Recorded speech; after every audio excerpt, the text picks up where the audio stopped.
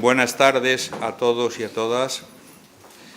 En primer lugar, deciros que, como todo lo bueno, esto llega a su fin. Es la última sesión del seminario que habéis tenido el grato honor de compartir con nosotros, ¿no?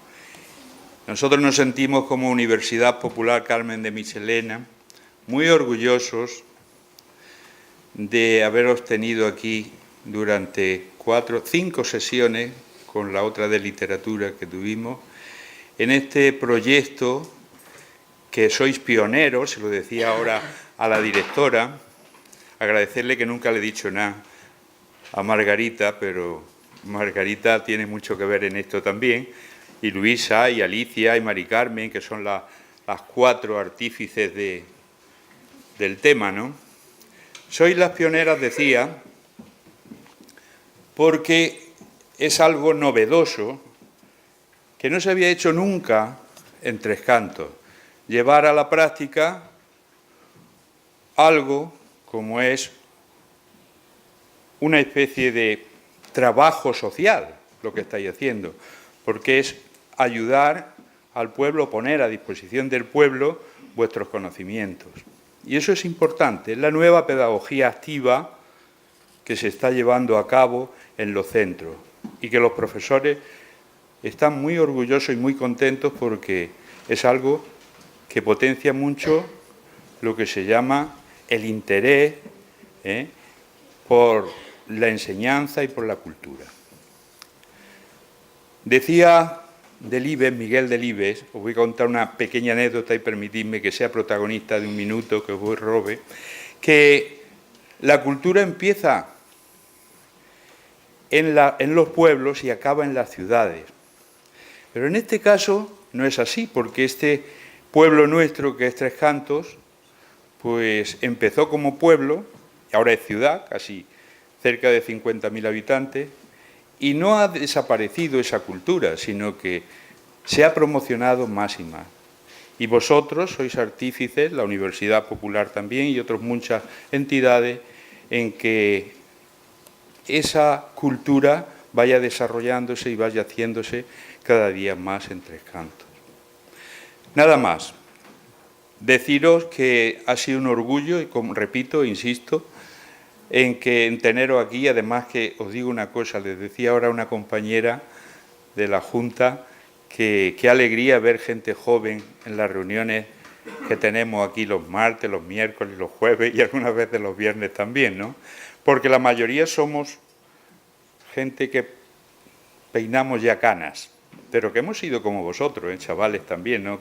Yo no me olvido nunca de que he sido chaval.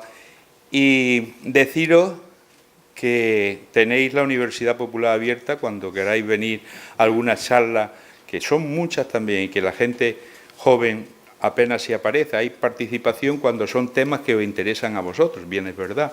A lo mejor a otros no os interesan. Tal vez lo que tengamos que hacer es ir a la Universidad Popular a daros alguna charla allí al instituto también, nosotros de vez en cuando, ¿no?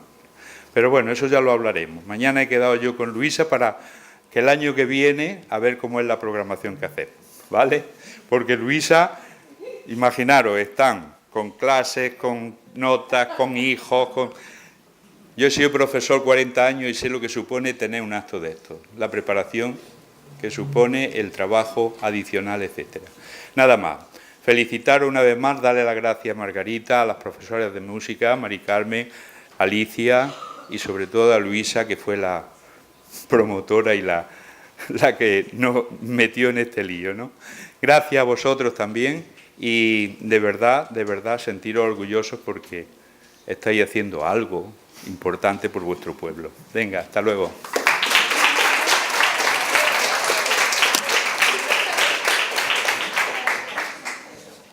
Bueno, buenas tardes. Somos los alumnos de tercero de la ESO del Pintor Antonio López y hemos venido a exponer nuestra conferencia, que vendría a ser la última de este proyecto, sobre la música del clasicismo.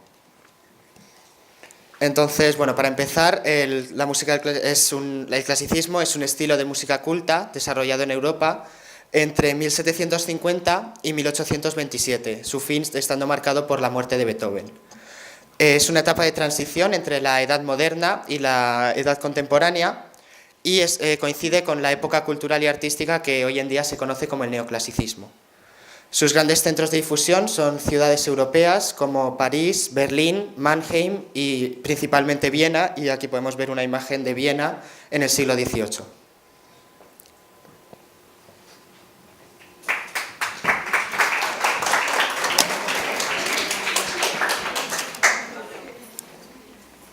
En el clasicismo se produce una ascensión de la burguesía en el poder político y económico.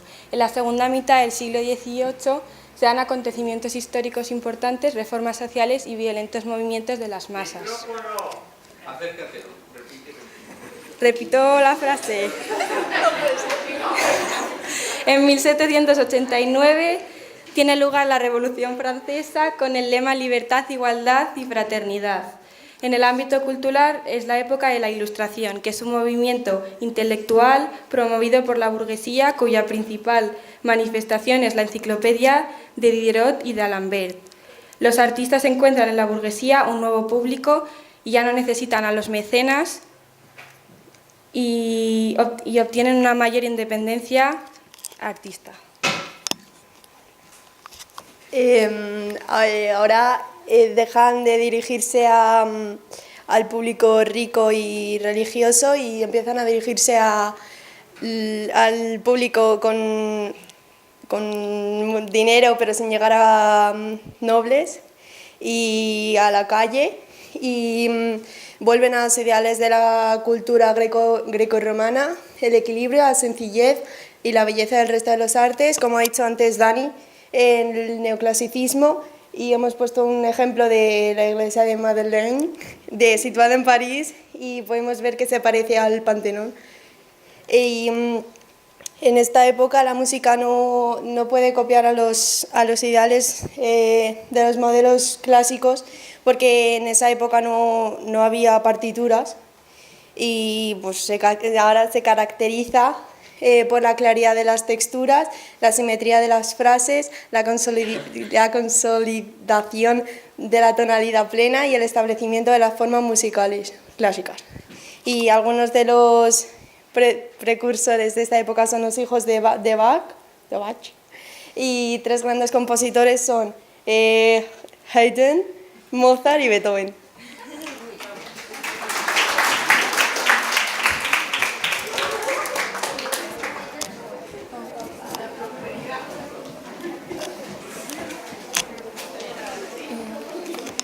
Ahora os vamos a hablar de las características musicales.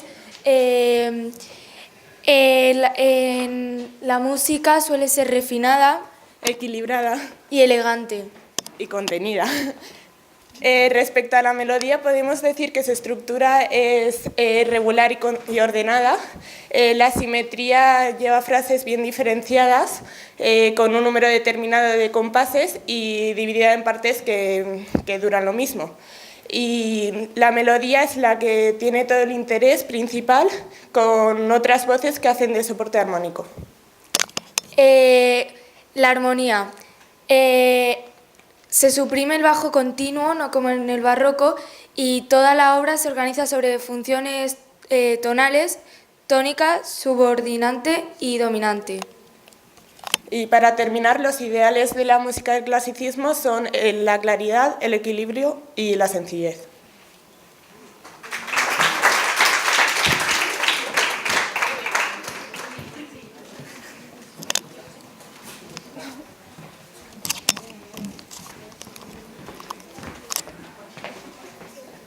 Ahora hablaremos sobre la música religiosa, la cual estaba en declive en esta época por la preferencia del público hacia la música instrumental y la ópera.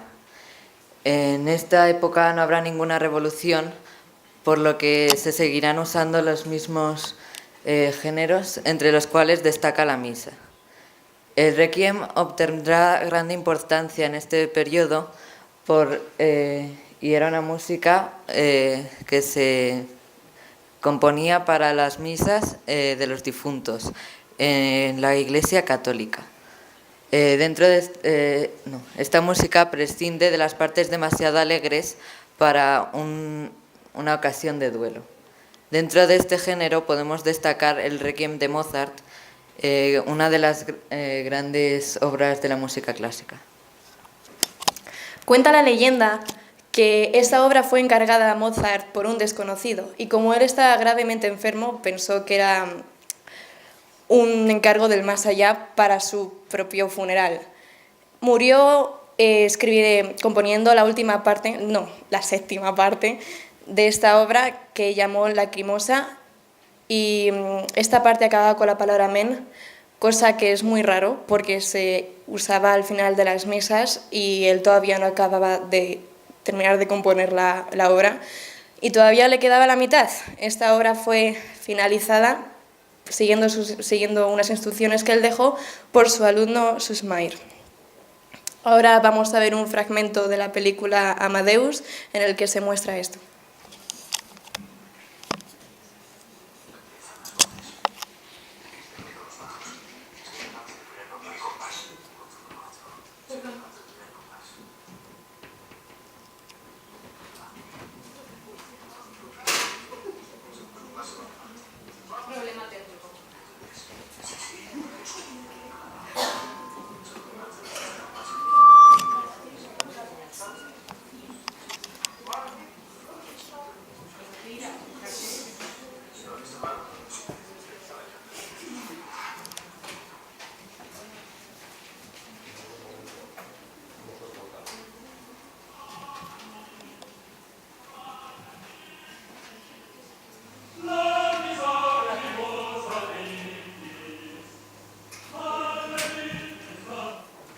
Empiezan las voces.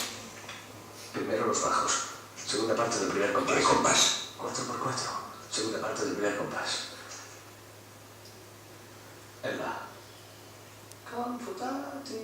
Segundo compás, segunda parte. ¿Entendéis? Sí, lo que he sostenido. Claro. Segunda parte del tercer compás en Mi. Silencio. ¿Lo habéis tomado? Sí, creo. A ver.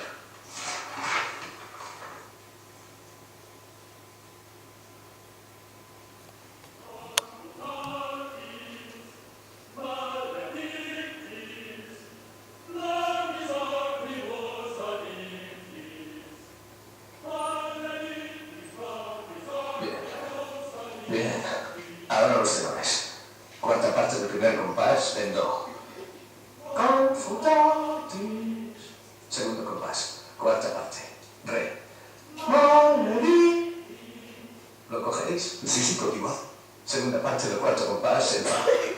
Flamis acribus alitis, flamis acribus alitis.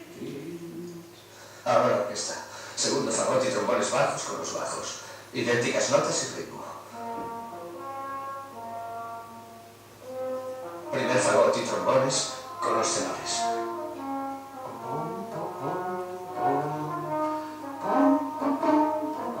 Vais muy deprisa. ¿Lo tenéis ya? Muy deprisa. Continúo.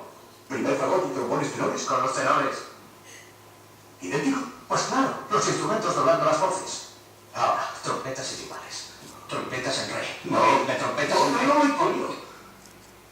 Trompetas en re. Tónica y dominante, primera y tercera parte. No.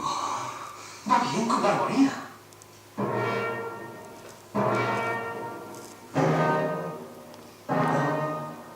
Sí.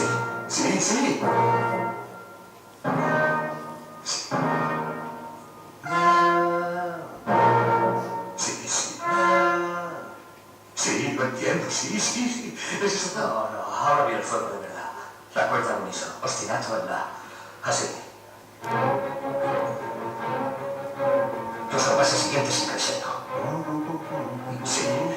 ¿Lo habéis cogido? Sí. Mostradlo.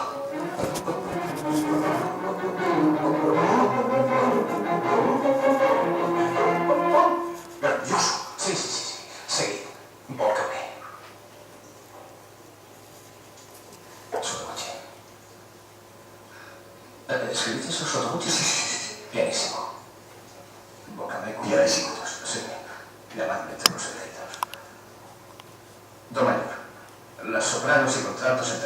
altos en do, sopranos por encima.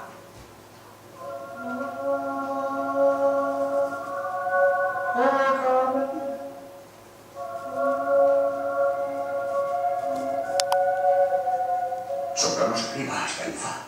¿En el segundo? Sí, sí, sí, sí. Y en dictos, sí. Y por debajo solo violines, arpegios. Escala descendente en corcheas y luego volvemos a oscilar. Y ya está. ¿Me habéis seguido demasiado rápido? ¡Lo tenéis deprisa! Un momento, por favor, un momento. Ya está. Bien, enseñadlo. Todo desde el principio.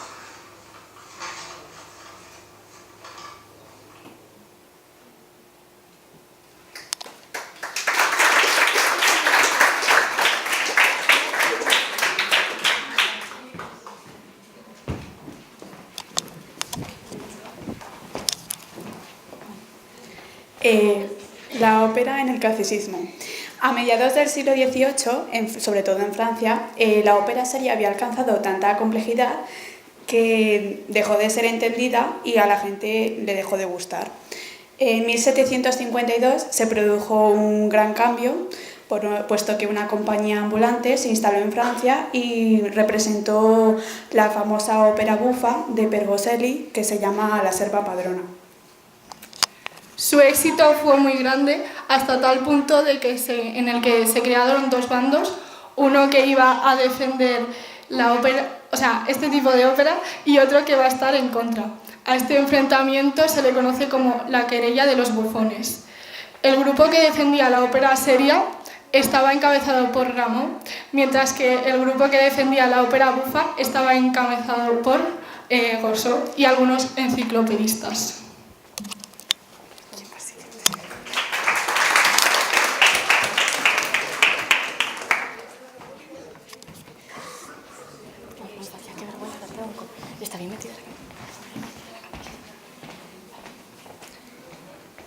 Gluck. En este contexto, el músico Gluck buscó una forma de reconciliación de tal manera que la ópera seria debería de seguir una serie de requisitos para acercarse a lo que le pedía el público. La música sería más sencilla dejando atrás la complejidad y las arias serían más simples y los recitativos más expresivos. Usa argumentos más sencillos y verosímiles y la música debería estar al servicio del libreto y de los personajes. En el prólogo de su obra Orfeo Eurídice expone estos principios y bajo estos puntos se componen la mayoría de las óperas serias en Europa. Gracias a esto aumentaron los teatros y el público y los compositores cada vez encontraban más fácil y gratificante poder expresarse a través de este tipo de música. A continuación vamos a escuchar el aria más conocida de esta ópera, Cefaro senza Eurídice, a cargo del tenor Juan Diego Flórez.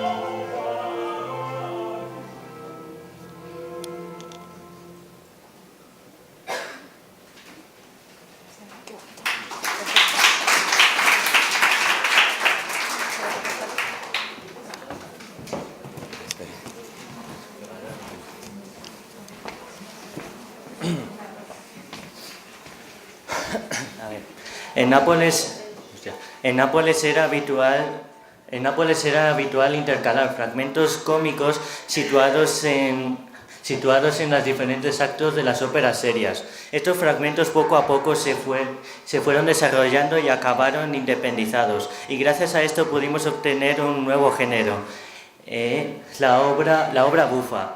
Esto está situado a finales del barroco y a principios del clasicismo.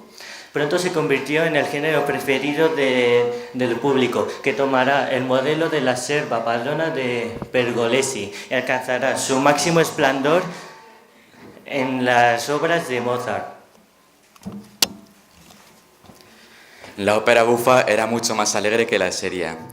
Ganó importancia gracias al ascenso de la burguesía al poder. Su objetivo era entretener a un público cada vez más amplio y sin conocimiento musical. La ópera bufa italiana llegó a toda Europa. En Alemania se denominó Singspiel y en Francia se llamó ópera comique.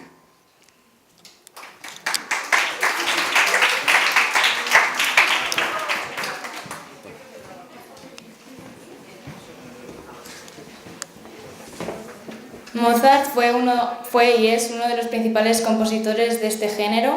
Escribió óperas bufas tanto en italiano como Las bodas de Fígaro, como en alemán, La flauta mágica, que podemos ver por allí. Unas características de este género musical son que los argumentos recogen temas de la vida cotidiana y se les da un carácter cómico y a veces sentimental. Utilizan el idioma de cada país y en ocasiones se sustituyen los recitativos por partes habladas. Los dúos y los conjuntos vocales eran cada vez más habituales y en los finales de acto los personajes entraban de manera gradual, de forma que la tensión de la obra iba en aumento y se resolvía al final cuando todos cantaban. La última característica era que el lenguaje que utilizaban era asequible y sin grandes énfasis. Vale. A continuación veremos el famoso aria de la Reina de la Noche de la flauta mágica.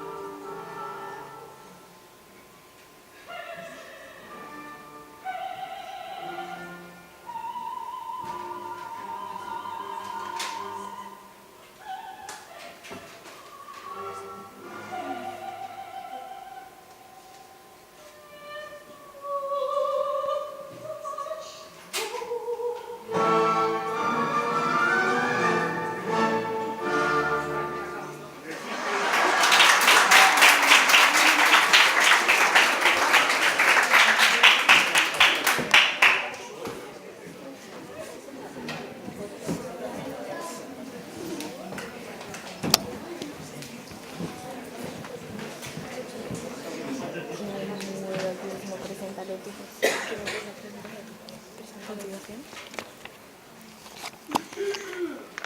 Ahora os hablaremos de la música instrumental. La música instrumental del clasicismo va a girar en torno a dos tipos de agrupaciones características. Una de ellas es la música de cámara. Llamamos así a la música compuesta para un reducido grupo de instrumentos. El nombre viene de los lugares en los que ensayaban pequeños grupos de músicos. Esos recintos pequeños se les llamaba cámaras.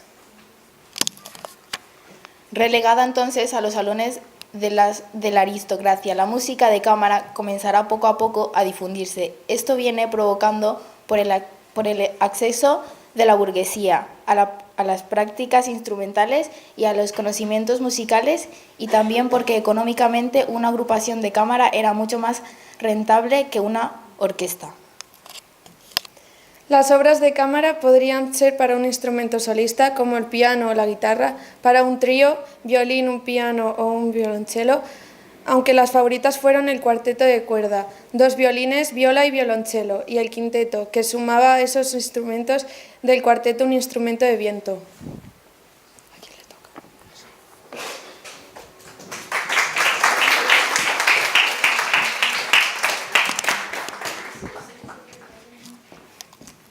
Sin embargo, dentro de este tipo de música caben todas las posibilidades de instrumentos y agrupaciones que podamos imaginar, siempre que no sean de grupos demasiado numerosos. Como aquí podemos observar, tenemos un trío de cuerda, luego un trío de cuerda con flauta y un quinteto de cuerda con piano.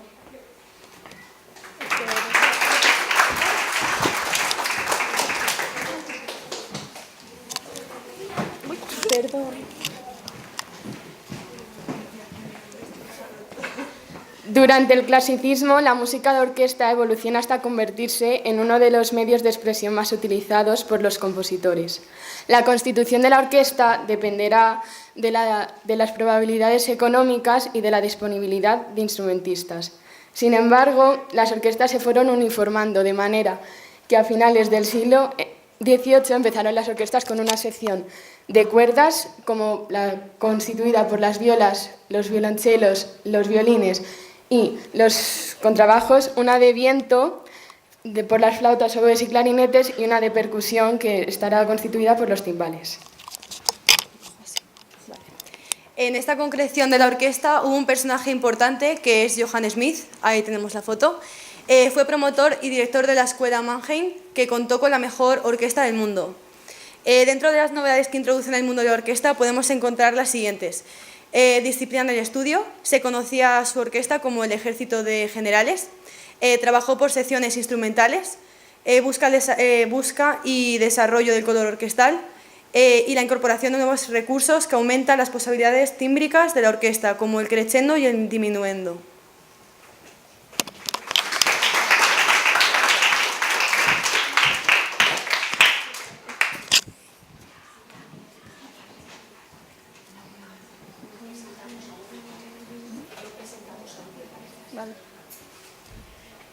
Este es el tipo de orquesta que usó Mozart para la Sinfonía 40. Tiene 3 partes, la de cuerda, la de viento y la de percusión. La de cuerda está formada por los primeros y segundos violines, por las violas y por los chelos. La de viento por los clarinetes, flautas, oboes y fagots, trompas y trompeta. Y la percusión por timbales.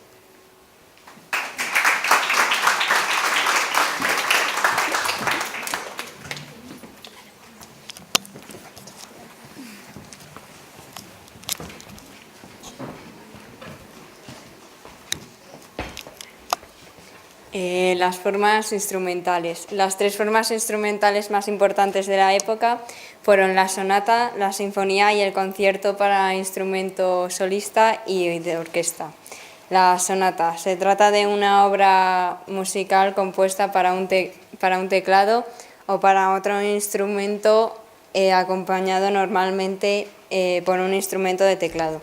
Y esta es una foto de Mozart de pequeño tocando un instrumento de teclado. Tienen 4 partes que se llaman movimientos y se caracterizan por el tempo y la estructura, y sus partes son rápido, lento, ligero y rápido.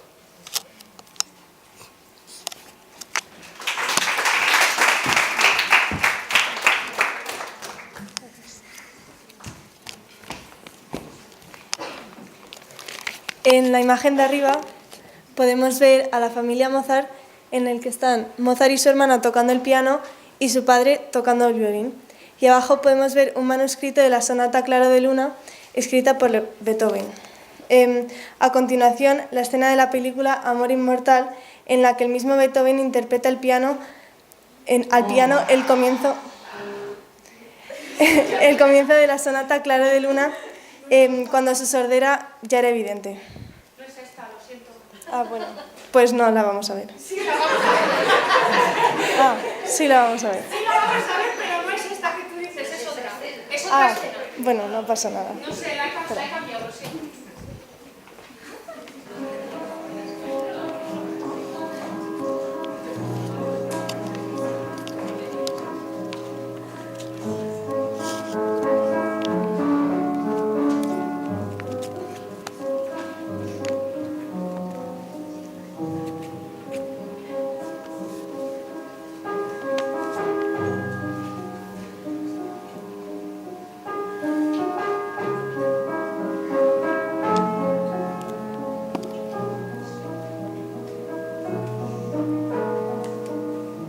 This hypnotic work was dedicated to Beethoven's pupil, Countess Giulietta Guicciardi, in 1801, and it only became known as the Moonlight Sonata years after Beethoven's death. He himself gave it the subtitle Sonata in the Manner of a Fantasia, and it's this fantasy-like quality which builds on the huge talent Beethoven had for improvisation. Here we see that very gift taken out of the public sphere into the private realm.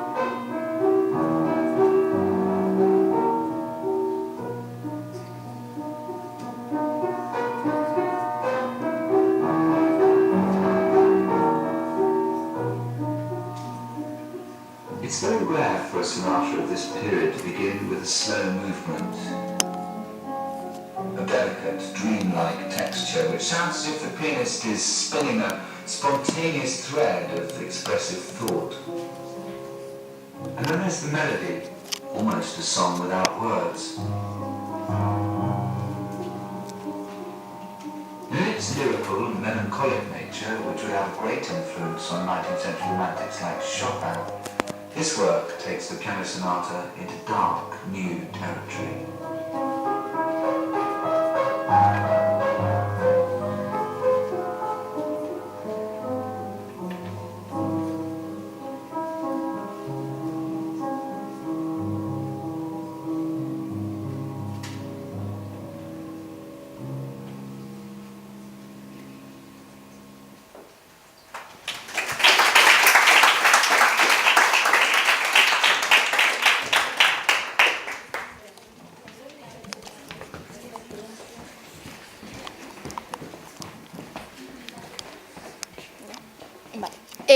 En cuanto a la sinfonía, podemos decir que es una sonata construida para una orquesta completa, pero más compleja. Tiene 4 movimientos. Haydn, que es es considerado el compositor que dio la forma definitiva a este género. Las orquestas sinfónicas reciben este nombre porque en un principio eran concebidas para interpretar sinfonías. Las sinfonías se nombran según el número de orden en el que se han escrito. Por eso hablamos de la Quinta Sinfonía de Beethoven o la 83 de Haydn. Algunas tienen un sobrenombre, la tercera de Beethoven, la Heroica y la 101 de Haydn, la Sinfonía del Reloj. Los mejores compositores de sinfonías son Haydn, que es el de allí, Mozart y Beethoven, Ahora unos cuantos de nosotros vamos a interpretar un arreglo para flautas y láminas de la Sinfonía Sorpresa de Haydn.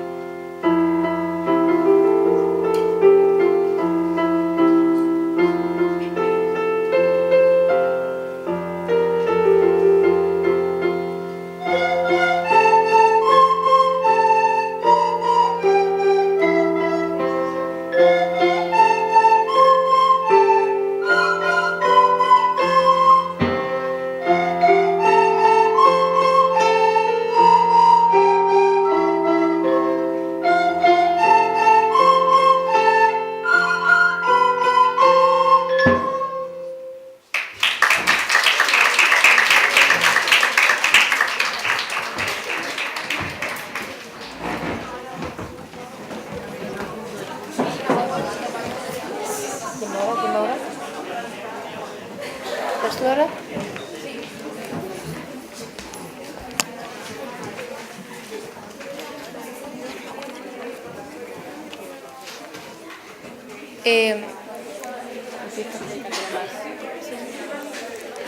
El concierto para instrumento solista y orquesta es una forma musical basada en la alternancia entre un instrumento solista y el resto de la orquesta.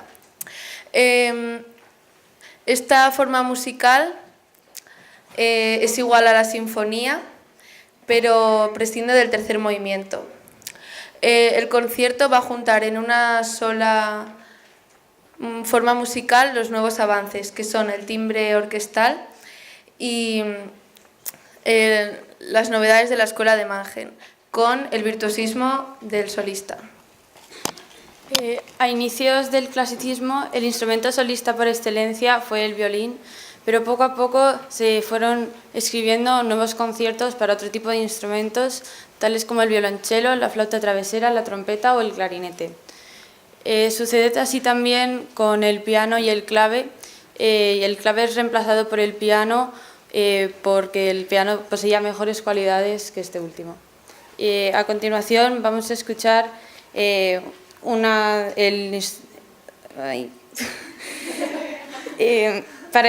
para el piano, para Elisa de Beethoven, que va a interpretar una de nuestras compañeras, Alicia.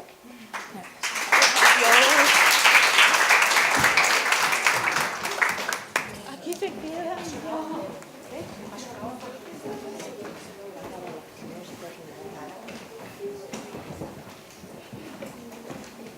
Alicia profe y Alicia alumna. Pido apoyo moral solo, ¿eh? Sí. ¿En serio? ¿Qué se está diciendo? Puntitas. Sí.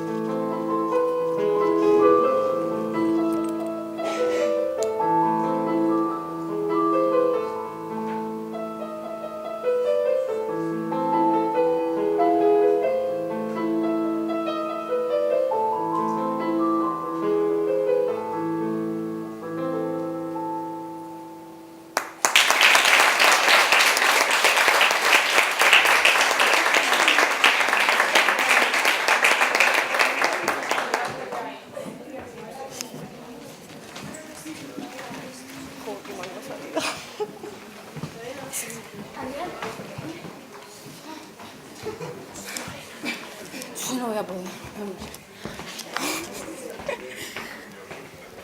Por ejemplo, el laúd de la vía de gamba tienden a desaparecer ya que las características no se adecuaban al nuevo estilo musical.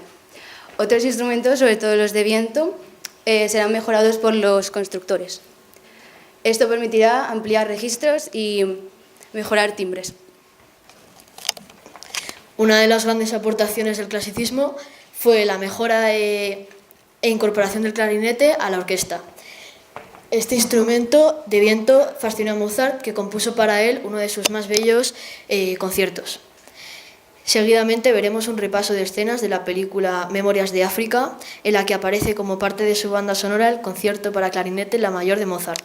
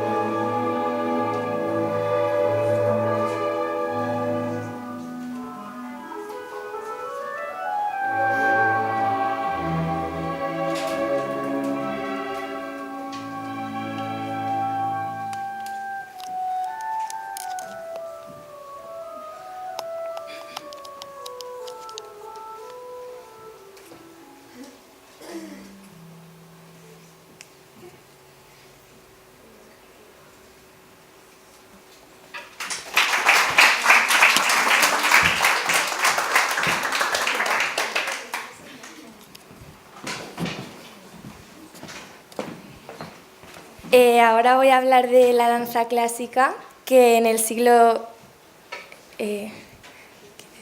XVIII se van a producir una serie de cambios muy importantes. Uno de ellos es el acceso a las mujeres a los ballets oficiales, que de hecho hasta esta época no se permitía bailar a las mujeres y si había un papel femenino lo interpretaban los hombres disfrazados de mujeres. Otro aspecto destacable fue que la danza se independizó de la ópera, que a mediados del siglo XVIII el ballet tuvo una gran transformación por parte de Jean-Georges Noverre, que era un coreógrafo y bailarín que demostró que la danza, el mimo y la música podrían narrar una historia sin necesidad de palabras, y así es como surgió el ballet moderno. En esta nueva forma de baile se le da más importancia al argumento, que va a ser interpretado por gestos y expresiones. También se cambia el vestuario y se cambian las máscaras y las pelucas por la vestimenta de la época que estén representando. La danza del clasicismo se irá complicando hasta convertirse en un arte difícil, ya que se van a tener que realizar una serie de movimientos complejos y de ahí nacerán los bailarines profesionales que se dedicarán al ballet.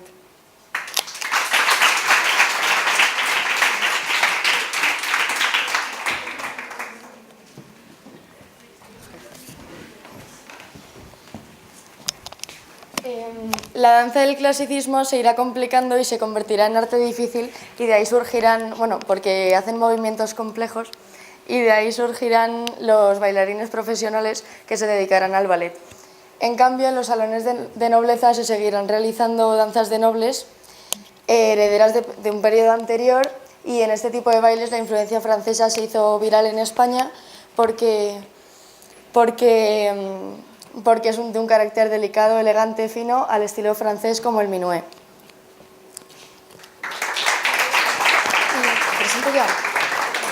Y para finalizar, nuestros compañeros tocarán y bailarán el minueto de la ópera Don Giovanni de Mozart.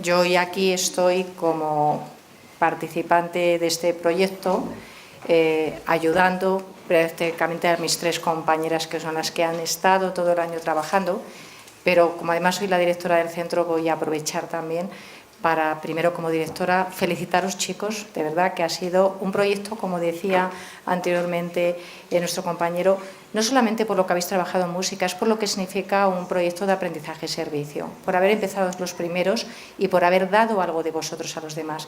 Pero es que quiero felicitar a mis 3 compañeras porque las he visto trabajar todo el año en la clase de música, por las tardes con ellos, intentando organizarlo, intentando hacerlo, pero sobre todo con una profesionalidad, con un cariño y además con una satisfacción porque les gusta lo que están haciendo, que de verdad que como directora me siento muy orgullosa.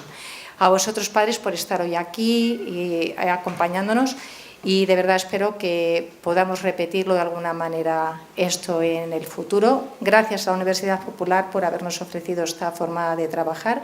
Y bueno, espero que lo hayáis disfrutado todos. Sé que os ha pillado muy mal en época de exámenes, así que gracias, chicos, y gracias a vosotros tres.